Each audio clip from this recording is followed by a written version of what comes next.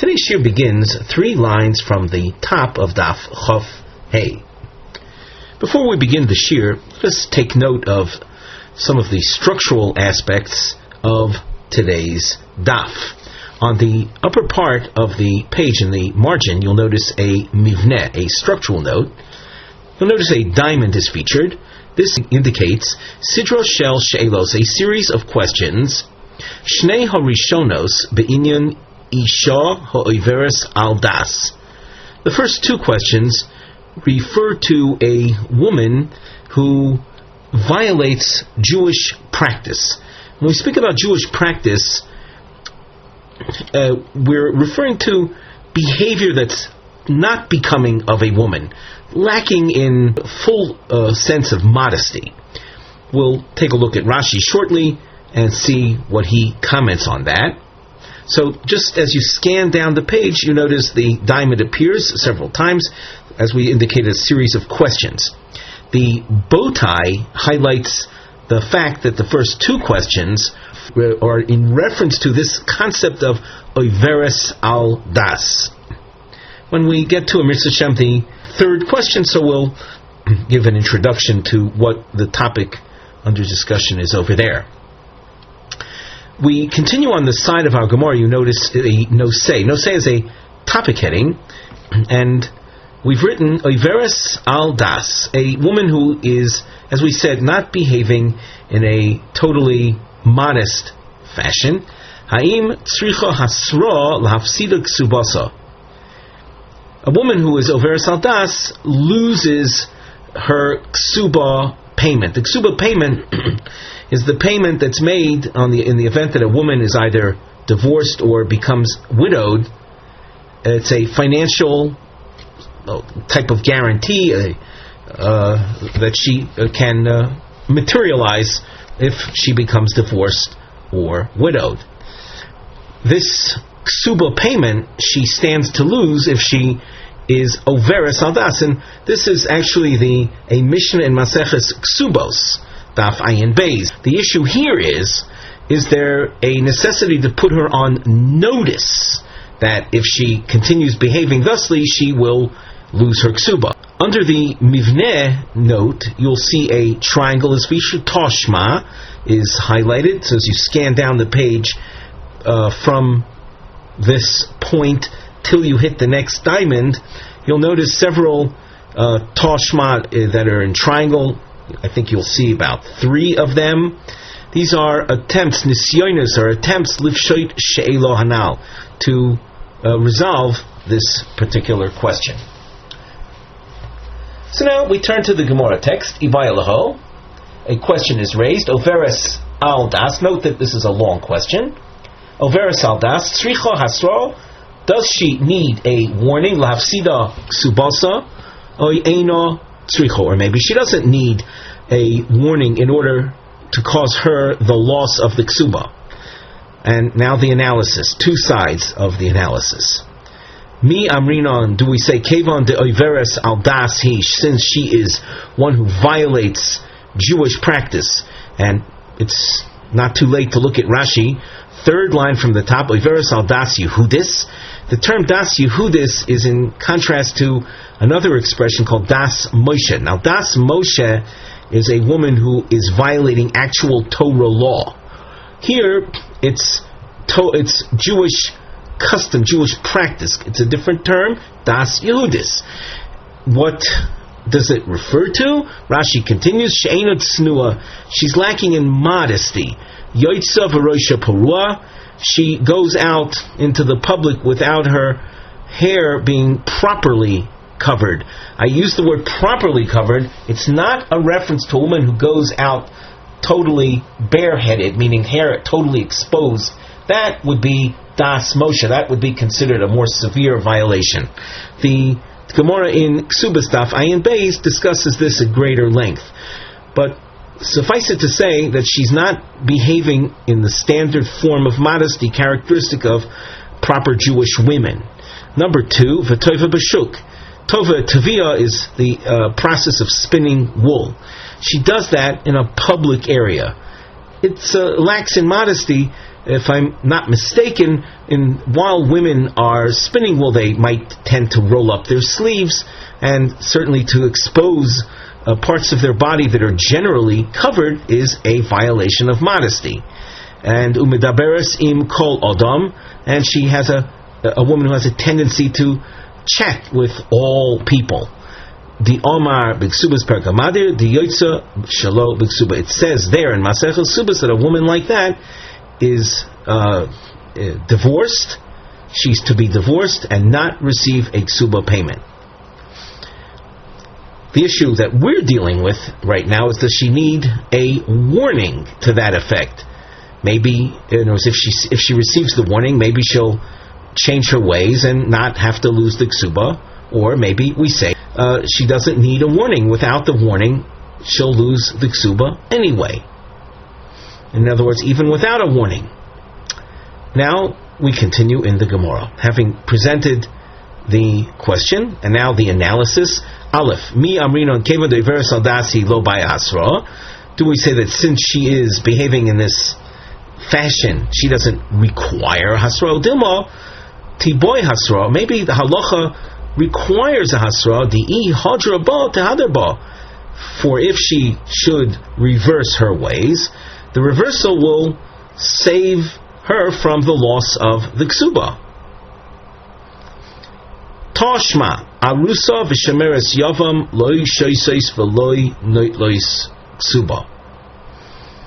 We learned in our Mishnah that an arusa, the woman after she enters the first stage of marriage, she's not fully married in the sense that she hasn't consummated her marriage yet with the husband, but she is considered an Eishes Ish. Shemeres Yavam, the woman, the sister-in-law waiting to marry her brother-in-law in the levirate marriage, if they're warned by their husbands-to-be, warned not to be in private with so-and-so, and they violate that warning and go into private, lo shosos, they don't end up drinking the Sotah water because they're not fully married. However, velo notlos ksuba, they lose the ksuba. Mishtahu de lo shasya, ha kinuya mekanila. We see here there is no drinking. In other words, that's the only thing that's lacking, or that's the only thing that's different from a regular wife, and that is that there's no drinking, but there is a warning. Lemai, what's the purpose of the warning? If the warning is not going to lead to their drinking, so what is the role of the warning where the husband-to-be says to the arus or to the shemeres yavam, don't go into private with so-and-so? What's the purpose of that warning? Lemai, lav sida ksubasa, isn't it that which causes the loss of her ksuba? And if he wouldn't warn her, she wouldn't lose the ksuba. So from this approach, we would say that a hasra, a warning, is necessary. And this is an overas aldas. It wasn't mentioned before in Rashi, but it's very clear. It's a woman who goes into private with another man, and this is a woman that an arus certainly is married to the orus. The shomeres yavam is earmarked, so to speak, for the yavam. What's she going into private with another man? That's an overas aldas. So we see here that a woman who is overas aldas, who violates the laws of modesty, she, in order for her to lose the ksuba, needs to have had a warning. Amar Abai lo. Abai represents the first of two approaches that rejects this conclusion. He says not so. Li oisra alav. The warning is necessary because after she violates the warning, goes into private with the paramour, so she becomes prohibited then to marry the orus and to marry the yavam. Rav Papa Omar, Rav Papa says that the warning, in fact, it's not for the loss of the ksuba. The ksuba she would lose anyway, even without the warning. The purpose of the warning is lahashkoisa kishi nesua. The woman having received we'll call it the early warning, would result in, if after she in fact marries the Orus or the Yavam, she then goes into private after her marriage to these men, she would then be brought to the Beis HaMikdash to drink the Sotah waters, Kedisanya, as is taught in this source. Ein mekanin larusa, lashkoisik shiarusa. The mekanin is the kinui, the warning that's made to an arusa, isn't done so that she'll end up drinking as an arusa. Avol mekanin larusa, lashkoisik kashinasua. The warning that's issued to an arusa does result in her drinking if she goes beseser, she goes into private, into seclusion, after they enter Nisuin. So at this point in the Gemara, we thought that the kinui that was referenced in the Mishnah regarding the Arusa and the Shemeres Yavam was in order for them to lose the Ksuba, i.e. only with the warning. Not so. The warning is necessary for these other considerations. Abaye's point or Rav Papa's point.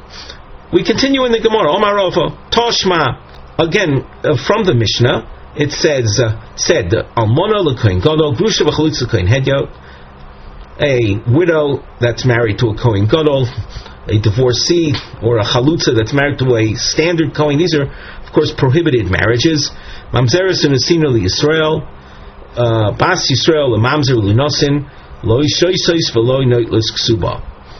And we once again infer from the Mishnah, Mishtahu de lo shasya, since these are marriages that are prohibited, so there's not going to be any drinking. The whole purpose of the drinking is that if she is innocent, so she goes back to being with her husband. In other words, it's a process whose goal is essentially to be able to maintain the marriage. The Torah doesn't want these marriages to be maintained. So there's no drinking here.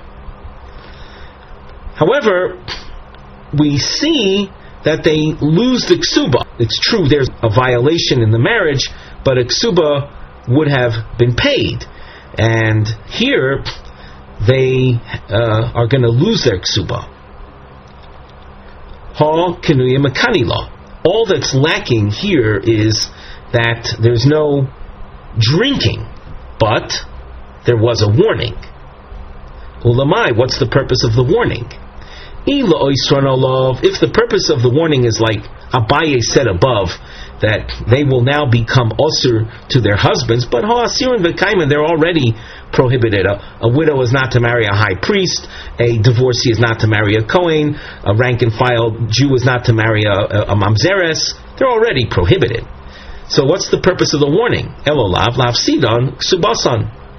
The purpose of the warning is for them to lose the ksuba. So what do you see from here? That an oiveres aldas, the woman who behaves immodestly, won't automatically lose the ksuba. She'd have to have been warned beforehand. Omar Rav Yehuda midiskarta lo. So he rejects this conclusion. Li oisra aboyo kebal. The purpose of the warning is that after she goes into private with the paramour, she will now become forever prohibited to that paramour. In the event that, let us say, these forbidden husbands die, the Kohen Gadol dies, or the Kohen Hedyo dies, so she would become free to marry anyone she wants. But as a result of the kinui that they issued, she will now become prohibited to marry the paramour, just like she was Ozer to marry the husband. Just like a Sotah becomes prohibited to her husband, so too she becomes prohibited to the Boel, to the paramour. So once again, we thought that we had evidence or Tanaic proof that a warning is necessary in order for her to lose the ksuba. That is an overes aldas, and we say no, that's not the purpose of the warning. Amar Rabbi Chanino Misura, Sotah Shma. V'elu shebeisdin mekanin lohen. This too, we learned in the Mishnah that there is a situation where the court warns Mishin is charish baila, oy nishtata, oy shehoya chavush beis asurim. Someone whose husband, a woman whose husband became a deaf mute, or became insane, or he was incarcerated. V'lo lahashkois amru, the warning that Beis Din issues against the woman is not in order for her to drink. Elo lepoisla miksubasa. It is meant for her to lose the ksuba, namely as a result of their warning her not to go into private, and then she violates that and does go into private, she loses the ksuba. So what do we see? We see that the warning is necessary in order for the woman to lose her ksuba. Shma mina boy hasra. Shma mina. So from here, from this quote, we learn that the hasra is necessary in order for her to lose the ksuba.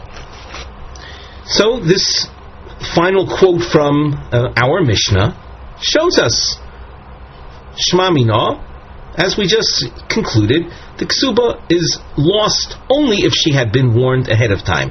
And who are we talking about? An overa, saldas. The Gemara asks, this last proof from our Mishnah seems to be very clear. V'kulu mai taimo lo amri meha. All those before, we saw Rava, we saw the first attempt without a name, but the Gemara made an attempt. Why didn't they quote this section of our Mishnah? The Gemara answers that to them this wasn't such an obvious proof. Dilma shiny hasam. It could be that in these cases featured in this last quote, we'll say as a general statement, the husband is not around. Either mentally he's out to lunch, so to speak, or he's physically not there, he's incarcerated. So in a case where the husband is not around, there's a sort of a natural tendency on the part of their wives to be, we'll say, less on guard. They let their guard down. The tendency is to be a little bit more relaxed, a little more frivolous, and therefore it wouldn't be fair for them to lose the ksuba unless there was a warning.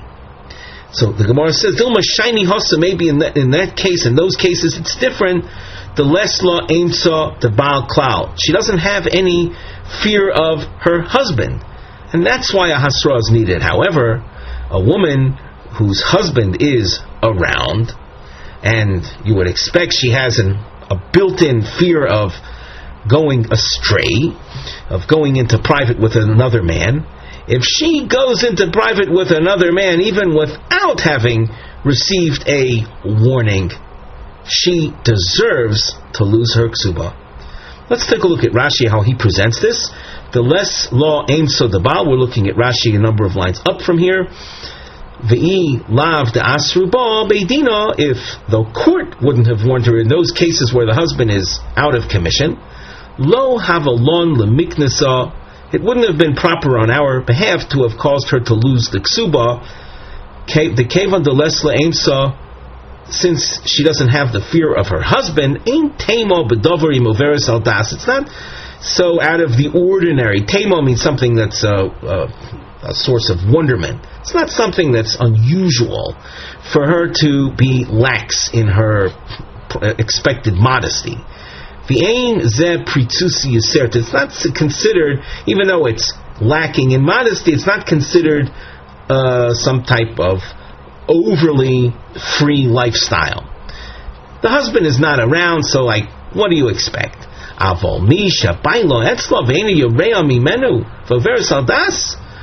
woman whose husband is around and she still is not fearful of him, and she violates the rules of modesty, she's exceptionally loose And there's room to say that in a case like that, even without a warning, she loses the ksuba.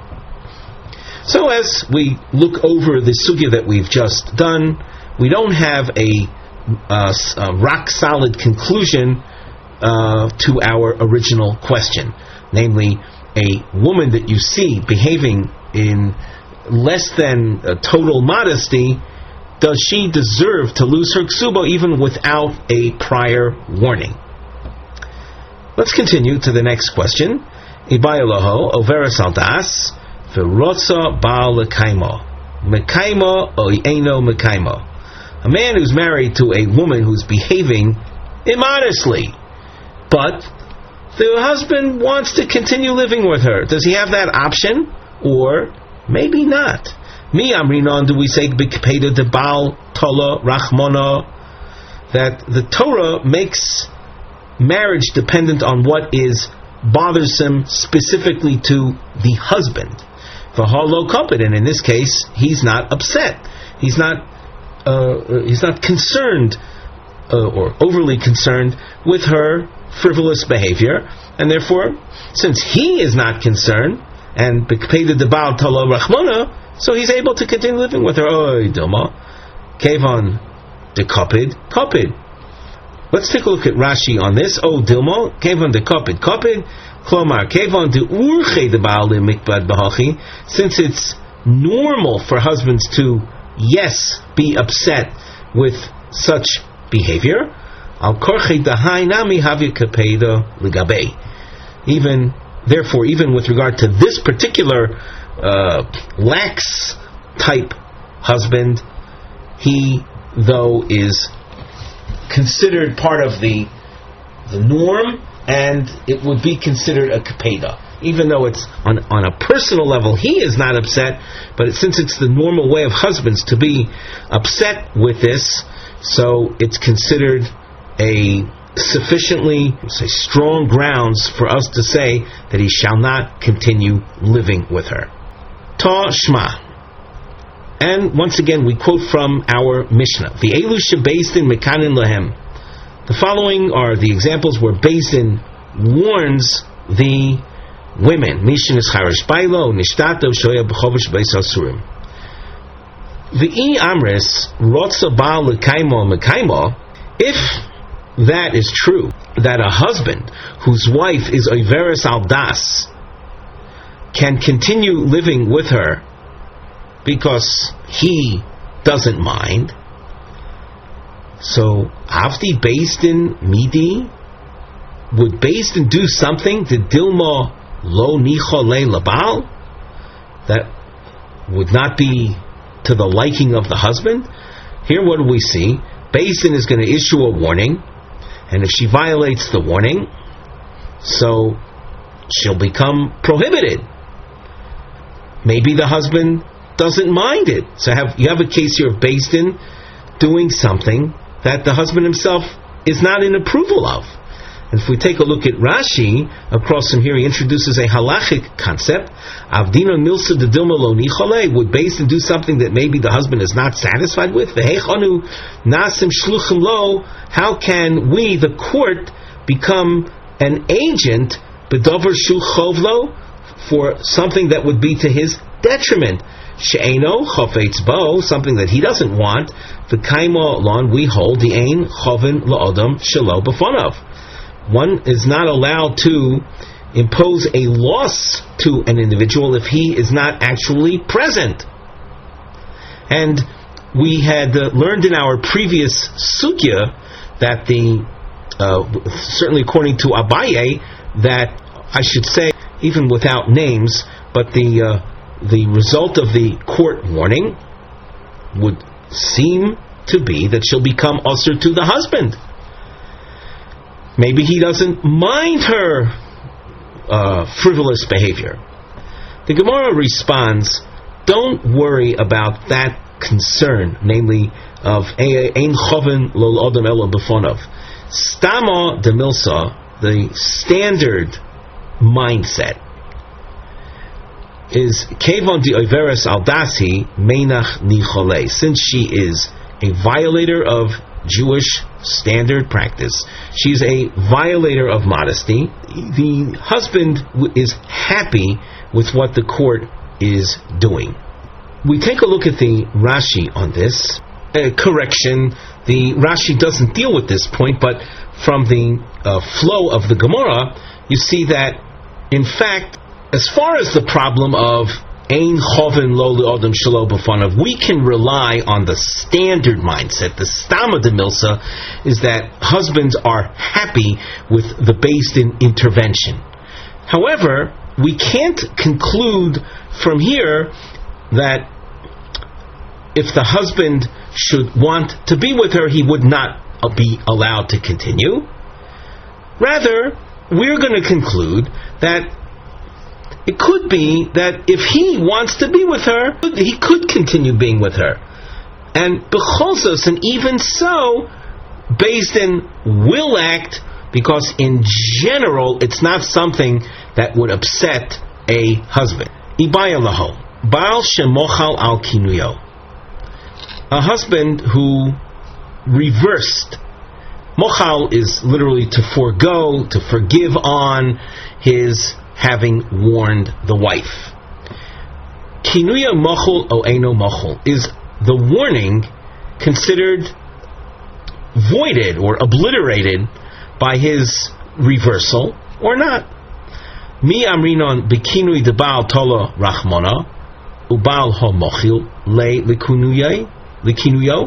Do we say that the significance of the warning that a husband issues to his wife not to be in private with so-and-so is totally dependent on the husband himself, and since he is the one that issued the warning, he can also forego it? O Dilma, Kevan de Koni le meikara lo motzi mochil le. Or do we say that once he issued the warning, he put the process into motion and he cannot reverse it anymore? Before we go further in the Gemara, Rashi foreshadows a point that's mentioned later in the Gemara. And across from here, Rashi, Shemochal al kinuyo, v'hashta salkadaita. For thinking right now, the question is being raised, Bein shemochal kidem stira, Bein shemochal li'achar stira. The thinking is that the mechila, the foregoing on the kinui, is whether before she goes into private or even after she goes into private. V'im timtze lomar oiveres aldas sherotze lekaimo mekaimo. If you conclude, like we suggested just before this question, that a wife who's oiveres aldas, but the husband wants to continue living with her, hanimili below kinui. That is true where there was no formal warning. It's just a case of a husband noticing that his wife behaves in a somewhat immodest fashion, but there was no formal warning. Where there was a formal warning and her then going into privacy with the paramour, and the husband wants to forego his having warned her, mahu. What is the din? Mi okar kinuye. Does the husband have the power to uproot the warning? And she would then be allowed to be with her husband. The whole point of the Sotah being prohibited to the husband is only in a case where there was a warning beforehand. But without that, all there is a sense of suspicion that she had gone into private with some man. We don't know for sure if anything took place. So, can the husband uproot the fact that he warned her, and she would be muteris, allowed him, or not? Now we turn back to the Gemara. Notice we have a new marking, this house shape. It's explained under the mivneh, the structural note. The house will appear, if you skim ahead in the Gemara, you'll see it in two different directions. Haychachos, these are proofs, l'shnei kivunim b'she'ela im mechilaso chal. Does his reversal of the warning take hold or not? With the house appearing in the with the point facing up, that would be an indication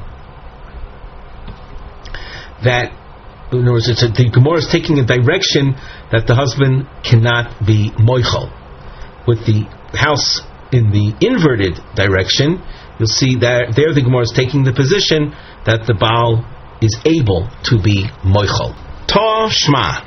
Again, we quote from the Mishnah. This is the third time on this Omed that we're quoting from the same section of the Mishnah. V'elu shebeistin mekanin lahem mishin is charish bailo nishtata oisha oya chobush beveso asurim. V'i amres baal shemochal al kinuya mochul. If a husband has the power to retract his warning, so here we have a case where the husband, as we've indicated already before, he's not around, whether mentally or physically. Based in issues of warning. If you're going to say that the husband has the power to retract the warning, what are you going to have now? You're going to have based in issuing a warning, and then the husband coming along and reversing it, and that would be a zilzul, a degradation of the court. So we ask, and as we point out, if it were so that the husband could retract the kinui, avdinon midi deosi baal mochile, would we set into motion the court having the power to issue a warning that the husband could then later retract? That, as we said, would be a disparagement of Beis Din. The Gemara says this is not conclusive. It could be that a Baal could retract the warning. However, you don't have to worry about the zilzul of Beis Din, because stama de milsa the maskim al das Beis Din. The normal procedure, the normal way of things is that people accept the conclusions, the determinations made by the court. So, as we have seen in the past, this citation is not a conclusive answer to our question. We try again. Tashma.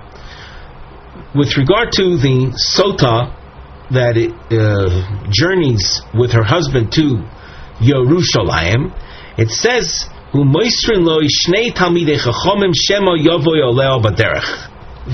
couple is chaperoned by two Torah scholars out of fear that if they're not there, the husband, might have intimacy with her on the way. And once a husband warns his wife not to go into private with so-and-so, and she does, that wife becomes also to her husband. If you were to think that the husband could retract his kinui, his warning, let him simply be moichel, let him simply retract his warning and have relations with his wife. Now, that doesn't seem to be an option, so that would indicate that he cannot be moichel. Once a warning is issued, that's it, it's locked in. The Gemara rejects that conclusion. What is the whole reason that Talmidei Chachamim's Torah scholars are sent to chaperone them? It's for this very reason. The Gemiri, they are learned. The boyi limival, that if that husband should want to have relations with his Sotah wife, Amrile, they would tell him ahead of time, first, retract your kinui, retract your warning, and then have intimacy with her. So that at this point it could very well be that a husband could retract the kinui. Toshma, the Omar of Yoshia. We have a point here. Notice we have a long marking. We've dashed underline the main point though. Rav Yoshia teaches Shloisha Dvarim Sochli Zeira Me'anshe Yerushalayim. Three things that Zira taught me in the name of the citizenry of Yerushalayim. Number one, Baal Shemochal Al Kinuyoi Mochel. And this, as we indicated a moment ago, this is the main point. This is why this section is brought in. A husband who retracts his kinui, his retraction is effective. As this source goes on, the rest is not relevant to our sugya, but nevertheless, since three things were taught, so the Gemara quotes it in its entirety. Therefore, if you were to, let us say, skip from this point till the end of this, we'll call it this bracketed section, we would continue the reading. Shma mino Baal shemochal kinui kinui mochul shma mino. This conclusion that a husband can retract his warning and his retraction is effective, that is the conclusion. Okay, now that we have pointed out the superstructure, let's go over the bracketed section. What else did the Anshe Yerushalayim communicate to Ze'ira? Zokein Mamre Shirotzu Beis Din Limchol Loi Moichalin Lo.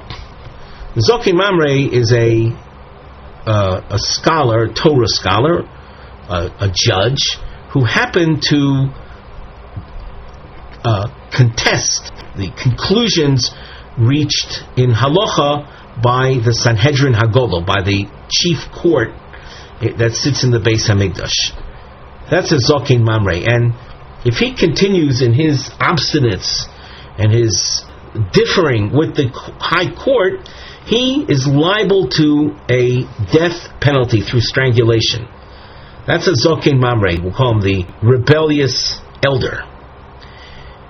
If the court should want to forego, we'll say, forgive their honor, to compromise their honor, to be moichel to him, they can do so, and he would be spared the capital punishment. And number 3, uben soru mora shirotzu avivimo limcholoi mochalin lo. The wayward son, ben soru mora, the Torah describes him in detail, what he has done, and it's also discussed in Masechah Sanhedrin in further detail.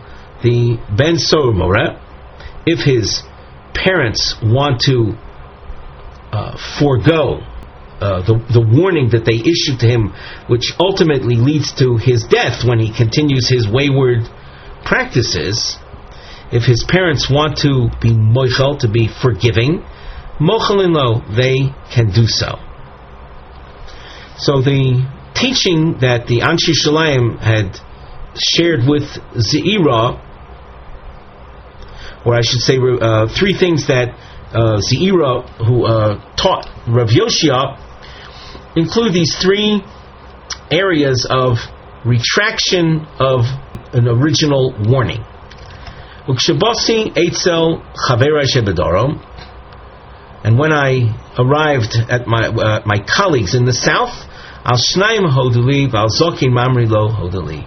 On 2 of the 3 points, they agreed, but on the point concerning the zokein mamri, they did not agree.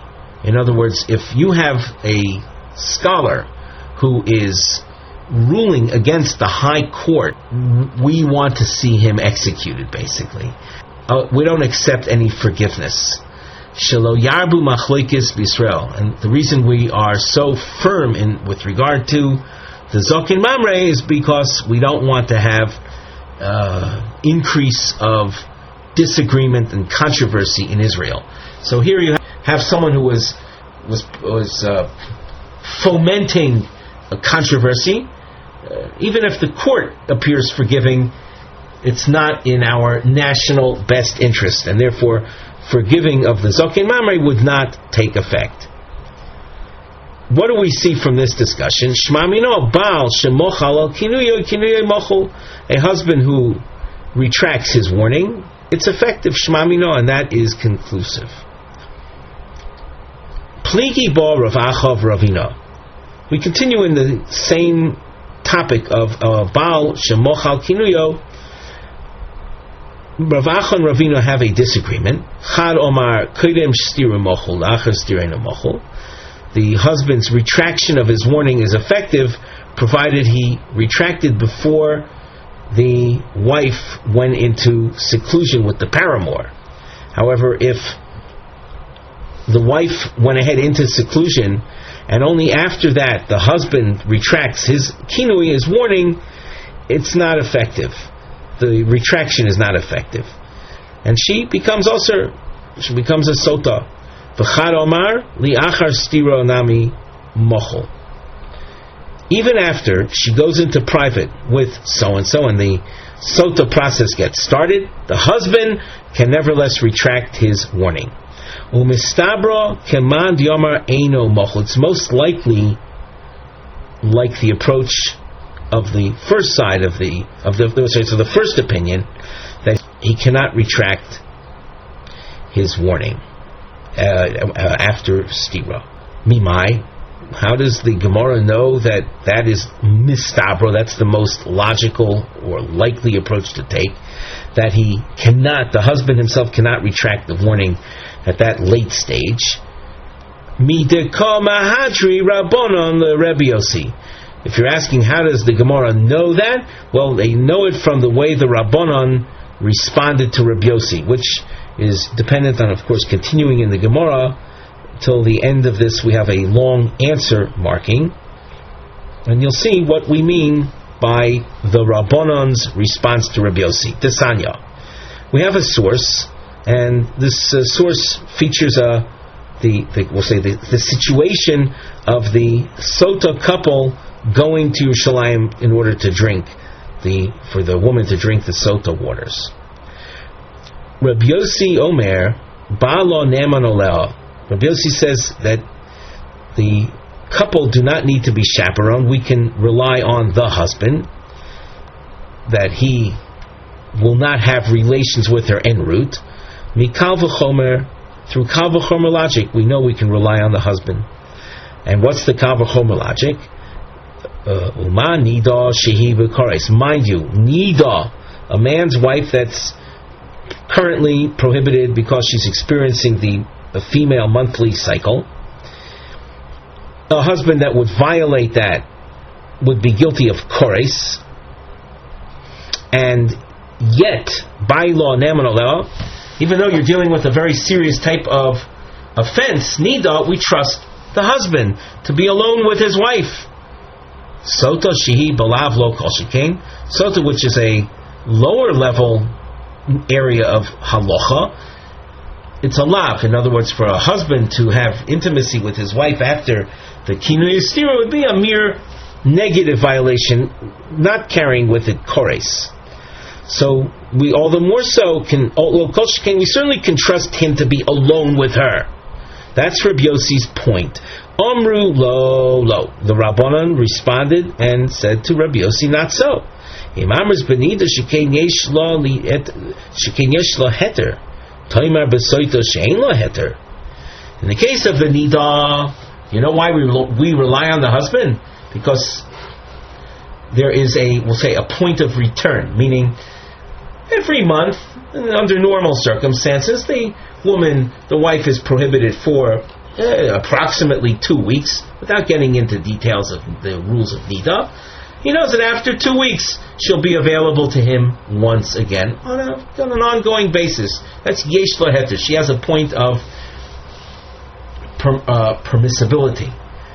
However, in the case of the Sotah, it might turn out that she is guilty, and she won't be permitted to her husband ever again. And as a result of that, there is concern on our part, say the Chachamim to Rabbi Yossi, she shouldn't be left alone with him. Now, we dashed on the main point. How is the Sotah described? As ein lo heter. So she represents something that has no further permission. If you'll say that after she had received the warning and gone into private, the husband still has the power to retract his kinoi, you wouldn't describe the Sotah en route to Jerusalem to drink the waters as someone that is ein lo heter. She has heter. The boy mochil lo l'kinui boil. The husband could retract the kinui and have relations with her.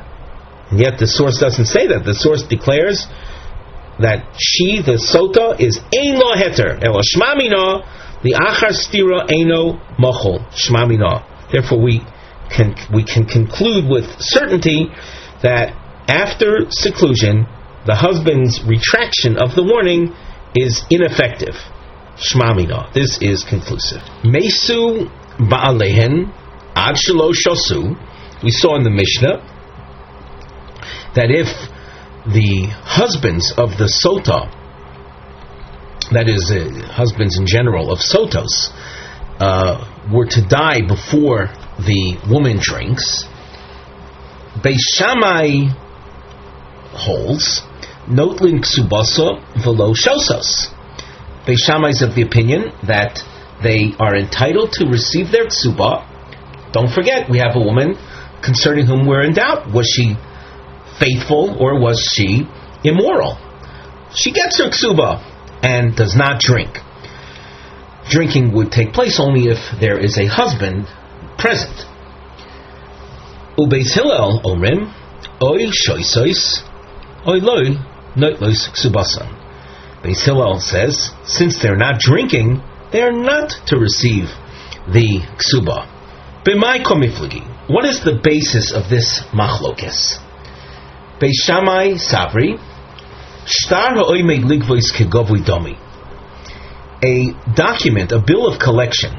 For example, in the case of someone who extended a loan and he received in exchange for the loan a contract, a bill of collection entitling him to collect his loan.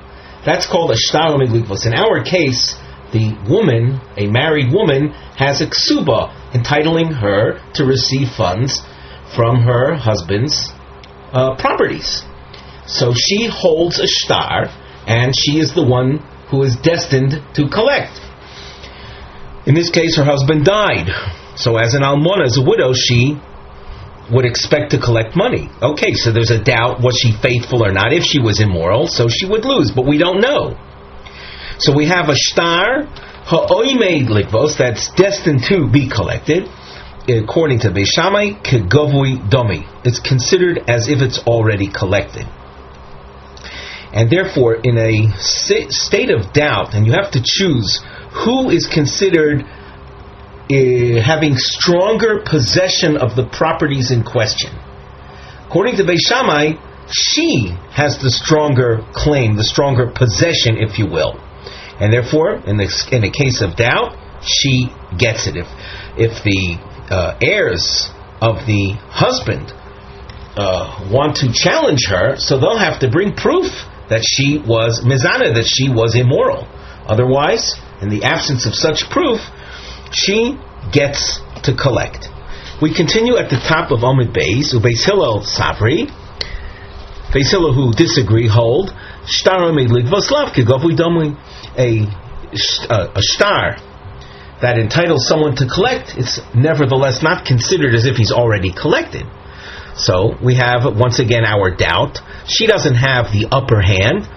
Maybe she was immoral, and therefore we have an issue of a doubt. And the principle says ein sofik motzi midei vade. That you can see in the Rashi, that when there's a matter of doubt, doubt does not supersede certainty. And as far as we're concerned, the heirs of the husband are in certain possession. They definitely possess their father's property. The question is, can she come and take away from them? But well, she's coming from a claim of doubt. We don't know whether she was immoral or not. And ein safek motzi midei vadai. And if she wants to collect her ksuba, she will have to bring proof that she was not mizana, that she was not immoral. Muberes chavero v'chulei. The Mishnah on Daf Chavdalid went on to say that an islandess uzakeno shein aruya leilei lo notlos ksuba v'lo shosos. These are examples of women that don't drink the Sotah water and they don't collect a ksuba. Reb Ozer in the Mishnah disagreed and said that even if these women can't bear children, he can take another wife and have children through her. Therefore, these are considered royal iskayim. They are fit to continue living with him. on the side of our Gemara, we have a topic heading: Eilinus Ishoisa Oloi. The Eilinus. This is a woman who never matured properly and was never capable of bearing children, in distinction to the Zekena and Shena Ruyalele, who were women that were able to give birth, but in the course of time they lost the ability. Rav Nachman opens up the Gemara with a long point, so take note of that. Omar Rav Nachman, Omar Rabba bar Avua, Machloikes be'akora uzekena. The machlokes in the Mishnah between the Chacham and HaRav Ozer concerns an akora.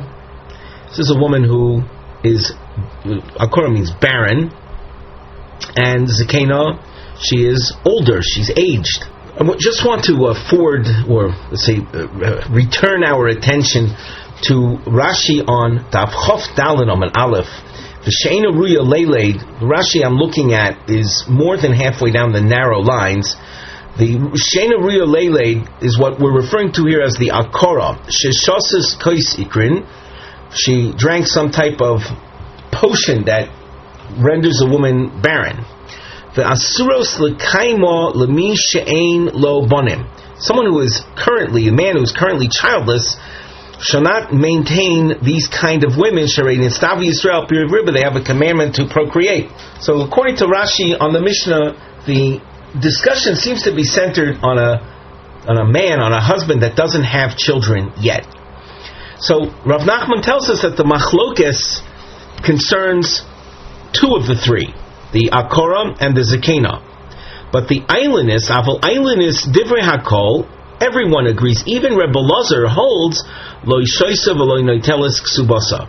Shenemar, the pasuk says, v'niksa v'nizra zera. The woman who turns out to be guilt-free in the case of the Sotah, it says she's cleansed and she bears seed. Mi shedarka lahazriya, a woman who is in general capable of procreation. True that in the course of time or as a result of some incident she became unfit, but she was capable. Yotzazu, to the exclusion of the eilinus, she'ein darka lazriya. It's not her way. She was never capable of procreation because she never developed into a healthy, mature female. So Rav Nachman's point is that regarding the eilinus, everyone will agree, even Reb Elazar, that she does not drink. Reb Elazar, who said regarding the zekena and the akora, she can be made to drink. As far as the issue of doesn't the husband have to get rid of her? No, he doesn't have to get rid of her because he can always marry another woman and have children with the other woman. Therefore, there is sense in her drinking, according to Reb Elazar, that if she turns out to be innocent, she continues living with him, and that's perfectly all right as far as the child issue is concerned, so he can marry another woman. The eilinus, on the other hand, her lacking isn't from the fact that he can or cannot marry another woman.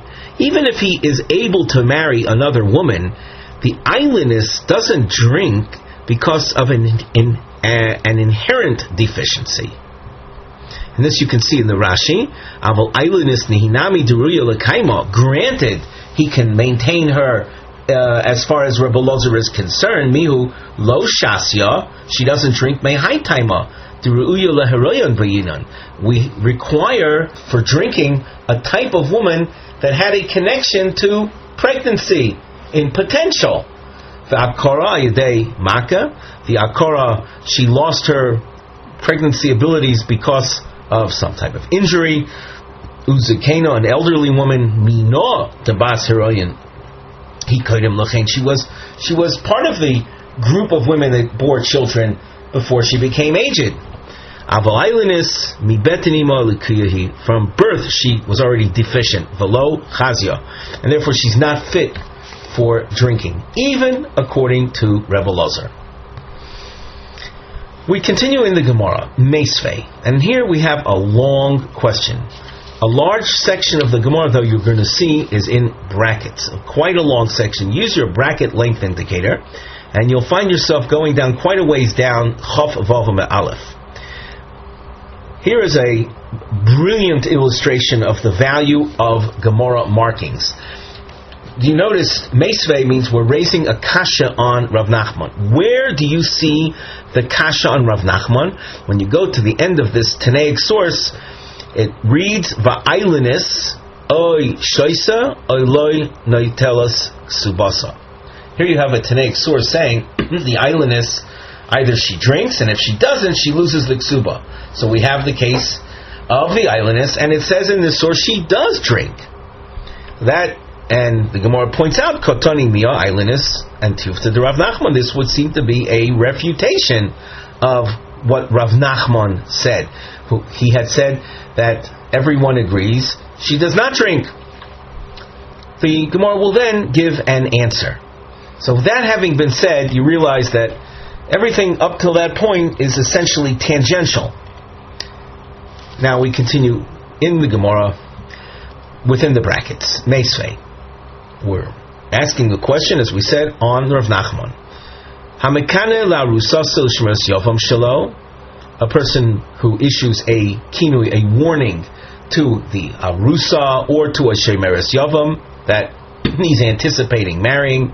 Imat shelo konsa nistera, if before he consummated his marriage with the arusa or the yavam with the yavama, she went into private with the man, with the paramour concerning whom the husband had issued a warning.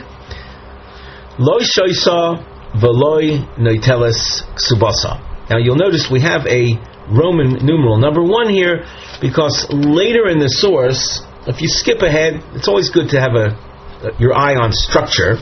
If you skip ahead, skim down on Chof Vav Aleph, you see where a Roman numeral number 2 appears. At that point, the Gemara says,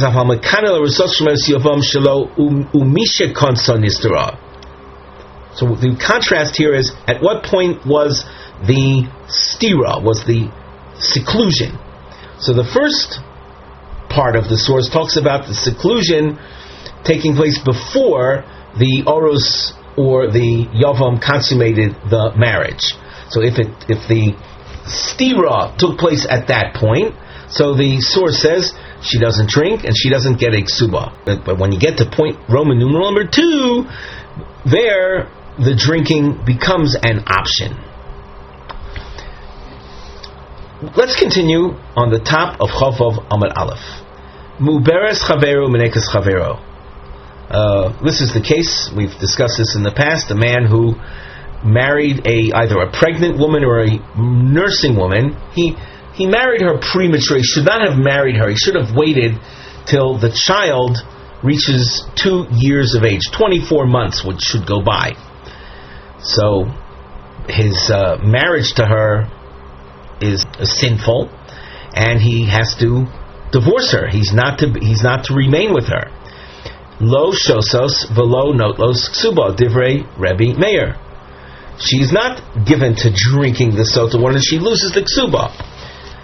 The Sotah water drinking, as we've mentioned many times, is designed to hopefully find her innocent, so that she can go back with her husband, who will live happily ever after. But here you have a marriage that shouldn't have taken place. Shahaya Rebbe Meir Omer Lo Yisa Adam Uberes Chavero B'nechas Vero. Rebbe Meir has taught that a man should not marry a pregnant woman, pregnant from someone else, or nursing a child that she had with someone else. In Nosan, if this fellow violated the law and married her before the kid reached 2 years of age, Yoitzi velo yachzir oilamis. He is to divorce her and never take her back. Well, by describing that marriage as such, that's to be divorced and never take her back, we understand full well why Rebbe Meir says there's no drinking. V'chachamim oimrim yoitzi ukshiyagia zmano lichnos yichnos. Chacham disagree, and they say it is a marriage that can be maintained. Just put it on delay. Divorce her now, and then when the child reaches 2 years of age, 24 months of age, then take her back. V'haroive shenosa akora uzikena. V'ein lo isha ubona meikara. Roiva is a young man who is described here as not having had a wife and children from the outset. Rather, this young man, married an akara, a barren woman, or an older woman, and v'ein lo isha ubona meikara, and he doesn't have a wife and kids from beforehand. Lo shoisa v'lo notelas ksuba. She is not going to drink, because, as we said, this is not a marriage that will be maintained, and therefore she doesn't get a ksuba either. Rebbe Ozer Omer yochol hu lisa acheres v'lifrois v'lirbois heimena. As we've seen in the Mishnah, Rebbe Ozer is not fazed by the fact that this particular wife is not capable of bearing children, because the man can always marry another woman. Therefore, this woman, the akora, the skena, is a woman that is fit to be maintained by the young man, and therefore she has the option of drinking. Avol hamekane la rusasu shemeres yavam shalai umishe konsa nisra. He issued the warning while they were still arusa or shemeres yavam. So that was after the warning. Then the husband went in and married them, consummated the marriage, and after that, Nistara, then she went into private with the paramour. Oh, shoisa, oiloi noitelas ksuba. Either she drinks, and if she refuses to drink, she does not get the ksuba. Muberes mekas asmoi, a man who has a wife that he impregnated, or she is nursing his child.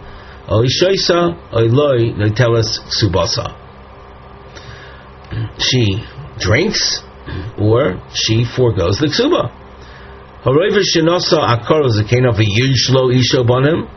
A young man that married an akora, a barren woman or an older woman, but this young man happened to have another wife and children. So as far as the urgency of puravu, it's not pressing. He's already fulfilled the mitzvah. What is the connection now between the roiva and the akora or zakena? Either she drinks or she foregoes her ksuba. And as we've said, the reason here she is given to drink is because since he has kids, the young man's marriage to the zakena is a type of marriage that can be maintained. Eishes mamzer lemamzer, v'eishes nosin lenosin, v'eishes ger v'eved mishukor, v'aylinis, oy shoisa oy loy noitelis ksuba.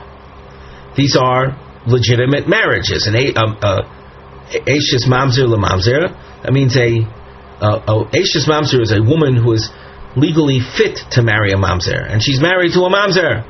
Or an eishes nosin is married to a nosin, or the wife of a ger or freed slave.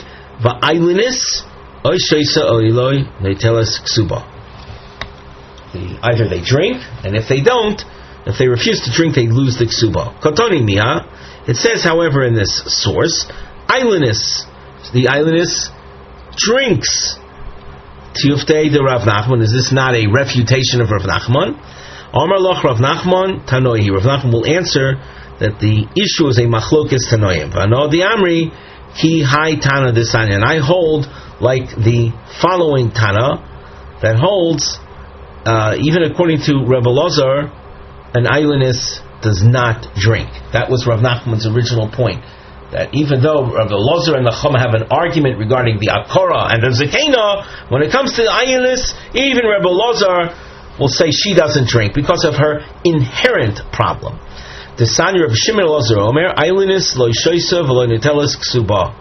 The aylinis does not drink, and she doesn't receive a ksuba. Shenemar v'niksu v'nizra zera misha darka lazria yotza zu shein darka lazria. The pasuk that has relevance to the parsha of Sotah describes the woman as being cleansed in the event she is innocent, and then will bear children.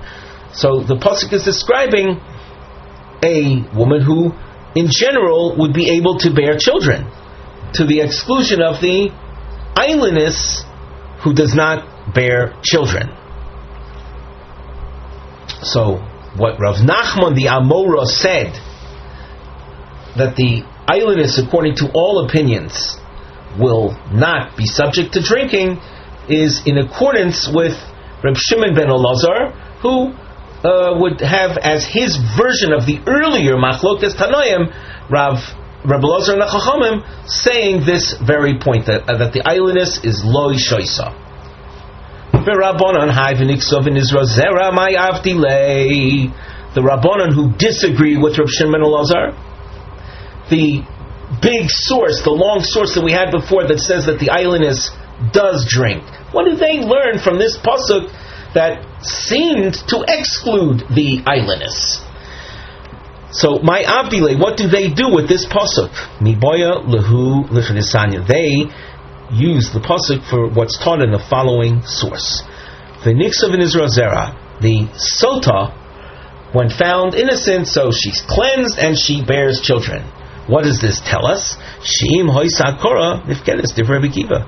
If the Sotah happened to be a woman that was barren, but as a result of going through this tumultuous, dramatic ceremony of the Sotah woman, she merits now having children. So that if she was barren, she will become pregnant. She'll be able to bear a child.